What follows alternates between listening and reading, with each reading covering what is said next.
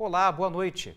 A gente começa o TN2 de hoje mostrando essa nojeira para você aqui. Você sabe o que é isso, meu amigo e minha amiga? Isso é carne podre. No total, 14 toneladas de carne de porco foram apreendidas numa operação em Vila Velha.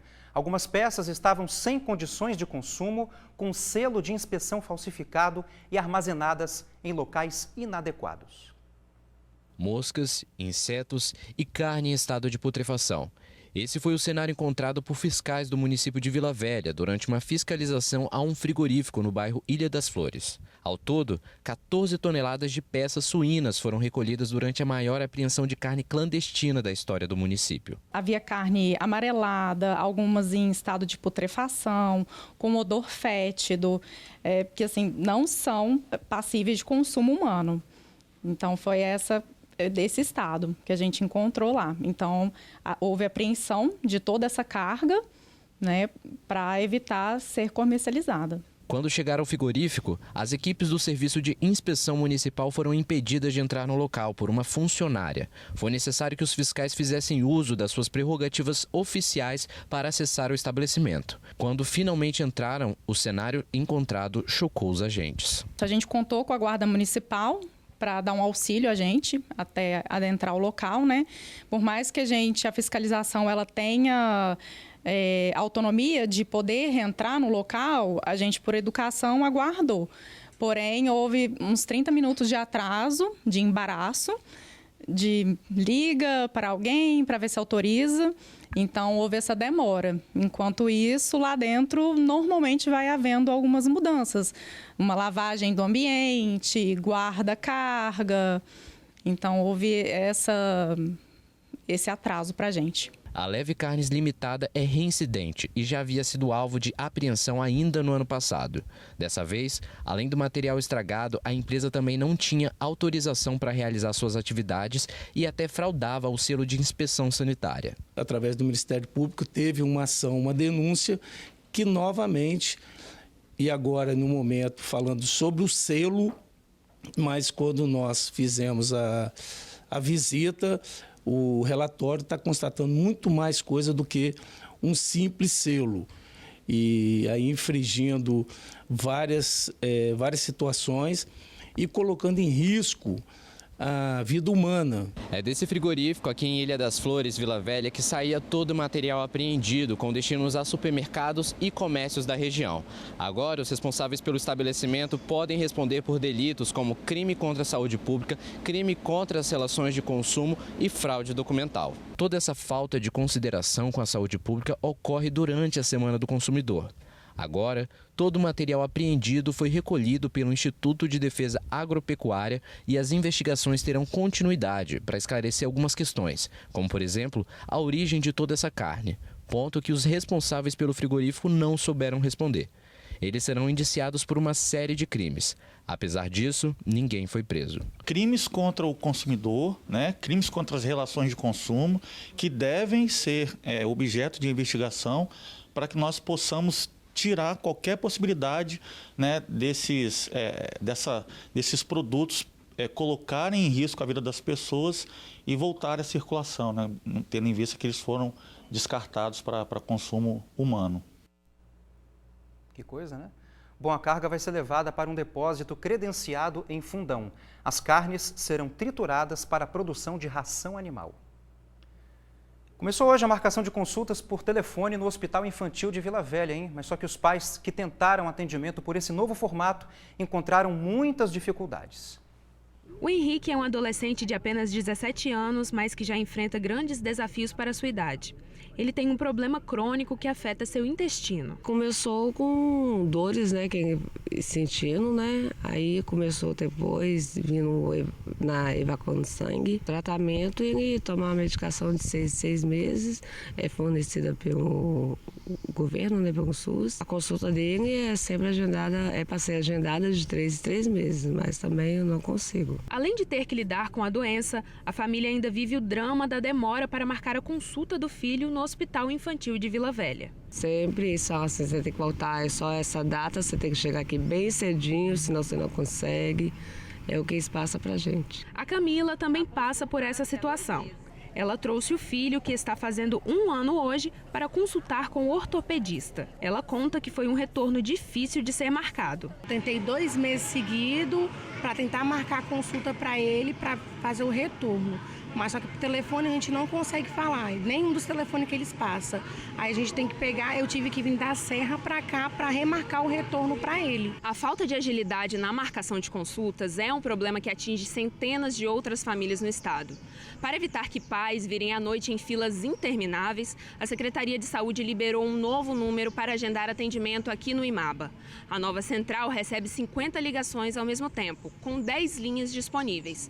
Uma tentativa de reduzir a espera da população pelo direito à saúde. Agora, o agendamento acontece somente pelo número 27 3191 2770 e funciona das 7 da manhã às 7 da noite. Somente para a área de cardiologia que o atendimento continua presencial. Será que agora a Isabel consegue marcar o retorno do filho com mais facilidade? Todas as linhas estão ocupadas no momento. Para as famílias que já enfrentam desafios no tratamento de seus filhos, o pedido é por um sistema de saúde mais digno. A gente não está tendo mais nem esperança, né? E agora também é o último ano dele lá e só esses problemas. É triste, né? Mas aí a gente depende deles, então a gente tem que esperar a boa vontade deles, né? Na hora que eles bem entender marcar, na hora que eles bem quiser marcar a consulta, a gente tem que esperar, porque a gente depende disso. Bom, a direção do Hospital Infantil de Vila Velha disse que está tentando resolver esse problema. Afirmou também que as linhas estão sobrecarregadas porque vários pais estão tentando agendar neuropediatra ou primeira consulta. Esclarece que o agendamento é feito pela Central de Regulação da Secretaria Estadual de Saúde, mas o encaminhamento só é feito pela Unidade Básica de Saúde do município. Agora, olha só essa, um bandido sequestrou uma bancária e a obrigou a sacar uma quantia de R$2.000 em um caixa eletrônico. Durante o sequestro, o criminoso ainda exigiu que a vítima comprasse uma garrafa de água para ele. Olha só. A vítima de 40 anos é essa mulher de camisa azul. Ela havia saído do trabalho na Praia da Costa e foi caminhando até o carro. Logo atrás aparece o sequestrador. Ele apressa o passo até alcançar o veículo da bancária. O bandido abre a porta do carona e anuncia o assalto. A partir de então, esse criminoso passou a determinar o caminho que a vítima deveria seguir em busca de uma agência bancária na qual ela deveria realizar o saque do maior valor que pudesse ser retirado em uma transação dessa natureza. A bancária foi obrigada a dirigir até aqui na Praia do Canto. O bandido saiu do veículo com ela e a levou até um caixa eletrônico de uma agência aqui da região. Ela teve que sacar R$2.000 e entregar o dinheiro para ele. Antes de voltarem para o carro, ele ainda exigiu que ela comprasse água mineral em uma farmácia. O sequestrador mandou a mulher dirigir até Carapina, na Serra. Durante o caminho, ele contou o que faria com o dinheiro. Ele alegava para a vítima que precisava desse dinheiro para pagar a dívida de droga de um irmão que supostamente estaria sob cárcere, estaria em poder de traficantes de drogas. Foram quase 2 horas de sequestro. O bandido deixou para trás o carro e o celular da refém. Antes de ser abandonada, ela sofreu ameaças. Ao meu ver, a ameaça mais significativa que foi empregada nessa ação criminosa foi a de que, caso a vítima procurasse a polícia, ele regressaria e a mataria. A vítima, nesse primeiro dia, no dia do crime, não teve coragem de buscar a ajuda da polícia e somente depois da intervenção da instituição bancária junto à qual ela trabalha e de uma postura de acolhimento empregada pela Polícia Civil é que ela aceitou formalmente registrar formalmente uma ocorrência. A polícia espera que a população ajude a encontrar o criminoso. As imagens das quais dispomos não são suficientemente precisas para que, com base nelas, possamos usar os nossos programas de reconhecimento facial. Essa apuração depende essencialmente da ajuda da população e, por isso, a importância do trabalho da imprensa hoje. Muito bem, se você tem informações que possam ajudar a polícia, denuncie ao 181.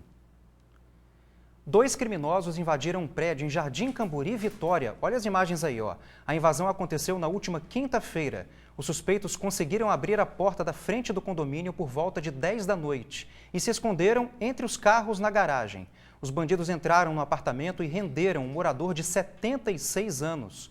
Roubaram um celular, 3 relógios, lanternas, além de R$ 2.500 em dinheiro e um cartão de crédito junto com a senha. Por fim, os assaltantes conseguiram fugir num carro. Quem tiver informações, mais uma vez, ligue para o Disque Denúncia 181. A seguir, ganhou liberdade a mulher que provocou acidente ao conduzir moto bêbada e sem habilitação. É um instante só. A gente volta falando de um homem que foi assassinado em Vila Velha. O crime aconteceu no começo da tarde de hoje, no bairro Jaburuna. A vítima foi identificada como sendo Henrique de Souza Melo. Foi uma ex-namorada que o reconheceu ainda na cena do crime. O rapaz de 20 anos foi surpreendido por 3 homens armados no alto do morro. O jovem era da Serra, mas vivia na comunidade havia 2 meses. Este é o segundo assassinato em apenas 3 dias aqui no Jaburuna. Na madrugada do último sábado, um rapaz identificado como Borel foi assassinado com tiros no rosto. Ele era do Rio de Janeiro e estava morando aqui no bairro há apenas 6 meses. O local foi cercado por policiais civis e militares. Pelos primeiros levantamentos, os 2 mortos teriam envolvimento com o tráfico de drogas. O primeiro deles era do Rio e pertenceria à facção 3º Comando Puro, com a sigla TCP, rival do 1º Comando de Vitória, o PCV. A polícia tenta localizar os autores. E até o momento, nenhum suspeito desse crime foi preso. Foi solta pela justiça sem pagar fiança a mulher que provocou um acidente de moto na Serra. Ela estava sob efeito de bebida alcoólica e não tinha habilitação, mas transportava uma amiga que foi arremessada do veículo. Um morador fez um registro rápido após o acidente, enquanto a vítima aguardava pelo socorro. Foi na Avenida do Contorno mesmo, mano. Aí, ó. Olha lá, Rua 9. O acidente aconteceu na madrugada desta segunda-feira, na Avenida do Contorno, com a Rua 9, no bairro Bela Vista, na Serra. A motociclista, identificada pela polícia como Werliane Ferreira Meire, de 26 anos, foi detida porque havia bebido e estava pilotando a moto. O teste do bafômetro acusou que ela tinha consumido álcool. Werliane estava com uma amiga na garupa. Ela estaria levando a colega em casa. Após ser presa, Werliane admitiu que estava sem habilitação e havia bebido. Nós estávamos indo para casa dela e chegou na ladeira, ela ficou me impressionando, falando que aqui, aí só vi a hora, não sei se ela pulou da moto, aí eu perdi o controle, ela balançando, não sei se ela pulou ou se eu bati com ela na moto. Segundo testemunhas e a própria Werliane, ela perdeu o controle da moto quando descia nessa ladeira e acabou caindo aqui na rotatória. A garupa, amiga dela, Ludmila, teria se jogado ou caído também, só que o estado dela foi mais grave. Ela desceu nessa outra ladeira que fica aqui na frente. Foi socorrida em estado grave ao Hospital Jaime Santos Neves. Douglas chegava do trabalho quando viu a movimentação na rua devido ao acidente. Quando eu fui olhar, era um acidente de 2 mulheres de moto, né? Aí, pelo que falaram, foi que elas vieram aqui de cima aqui, desceram para fazer a rotatória, não conseguiram, bateram e a outra caiu lá embaixo, se machucou bastante, né? Na audiência de custódia, a Justiça levou em consideração o fato de que Werliane Ferreira Meira tem residência e emprego fixos, além de não ter passagem pela polícia. Mas ela está proibida de frequentar bares, boates e sair da Grande Vitória sem autorização judicial. Segundo o relatório da audiência, a vítima teve uma fratura no rosto e na costela e passou por cirurgia. A Polícia Rodoviária Federal tem um novo superintendente. O Emerson Mário Pestana assume o comando da instituição aqui no Espírito Santo. A decisão foi publicada no Diário Oficial da União e é assinada por Ricardo Capelli. Ele é secretário executivo do Ministério da Justiça e da Segurança Pública. O atual superintendente da PRF, Emerson Ander Milanese, deixa o cargo e assume a superintendência executiva da instituição. No retorno do TN2, você vai conhecer um jovem que é exemplo de superação no esporte. A gente volta para contar essa história já já. A Rede Tribuna está de portas abertas para o turismo capixaba. Hoje, a diretora comercial da Rede Tribuna, Lenise Loureiro, recebeu a visita de um grupo de parceiros do turismo para trocar algumas ideias sobre os projetos da rede que vão dar cada vez mais visibilidade para as belezas do Espírito Santo e todo o potencial do mercado capixaba. Aguardem as novidades, viu, amigos? Vem coisa boa por aí e a gente te convida para embarcar nessa com a gente. Agora, uma história de superação e exemplo no esporte. Ainda bem pequenininho, o Gustavo perdeu as 2 pernas ao ser atropelado na rua. O que poderia limitar a atividade física dele, claro, virou um desafio. Hoje ele se divide entre o futebol e a quadra de tênis. Vamos conhecer na reportagem? Roda aí. Ele tem apenas 22 anos e, mesmo tendo a mobilidade reduzida, o jovem Gustavo Adriano esbanja talento nas quadras e no campo.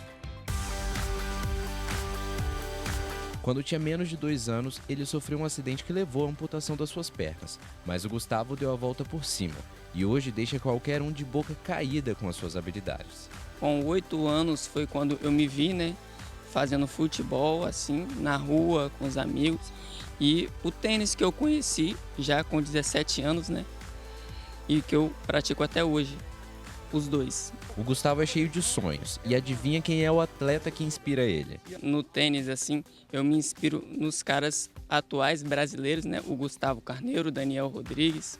Assim, eles são as 2 minhas maiores inspirações hoje no esporte. O esporte mudou a forma do Gustavo encarar a vida e, por onde ele passa, cria fãs e forma uma verdadeira torcida organizada. Gustavo é motivo de inspiração para Jardim Carapina, motivo de muito orgulho. A gente do bairro lá tem muito orgulho dele de verdade. Ele já participa aqui do tênis aqui e o futebol lá no bairro lá, ele é muita referência para a gente. E eu decidi gravar os vídeos com ele, conversei com ele. Expliquei para ele qual era a minha intenção, que era fazer realmente a história dele chegar longe. Os treinos do Gustavo começam aqui, na Associação Esportiva em Manguinhos, mas a proposta é que ele vá longe. Ele tem programado pelo menos 4 torneios internacionais, sendo um no Chile que ele vai participar. E ainda tem o projeto das redes sociais. Uma conta criada no TikTok há pouco mais de 2 semanas já tem um vídeo com 700 mil visualizações.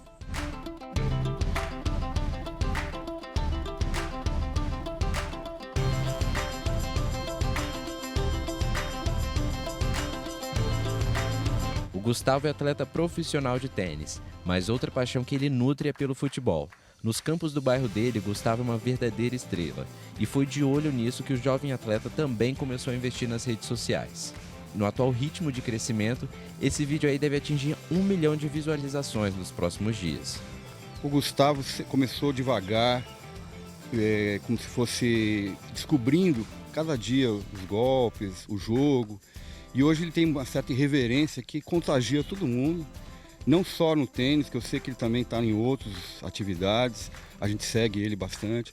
E ele é uma inspiração porque ele não pensa só nele, ele pensa muito nos outros. Tem horas que a gente tem os jogadores iniciantes começando aqui, ele se põe à disposição, ele é sempre uma pessoa sempre pronta para ajudar.